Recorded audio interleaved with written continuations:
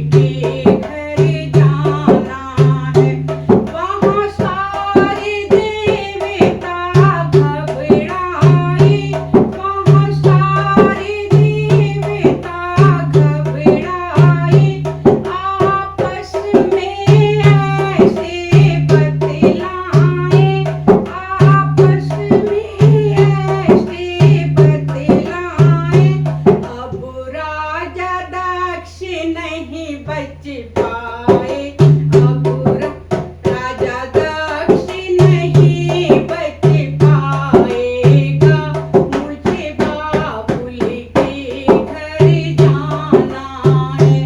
मेनाथ मुझे तुम जाने दो, मुझे बाबुल के घर जाना है। जब शिव शंकर को पता चला, भोले का क्रोध है बड़ा। जब शिव शंकर को पता चला, भोले का क्रोध है बड़ा। कंधे से सती को उठाया है, कंधे से सती को उठाया है। मुझे बाबुल के घर जाना है। हे नाथ मुझे तुम जाने दो, मुझे बाबुल के घर जाना है। ले सती का शव शिव घूमन लगे, ले सती का शव घूमन लागे।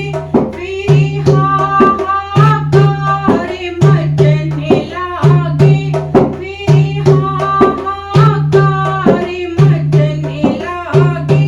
विष्णु जी ने चक्र चलाया है, मुझे बाबुल के घर जाना है। विष्णु जी ने चक्र चलाया है, मुझे बाबुल के घर जाना है। मेनाथ मुझे जब जाने दो, मुझे बाबुल के घर जाना है। जब कट कट आंग गिरे,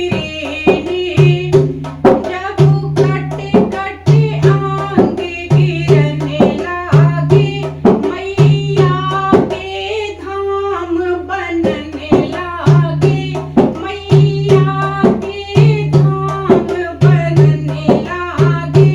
हम सबने शीश झुकाना है, मुझे बाबुल के घर जाना है।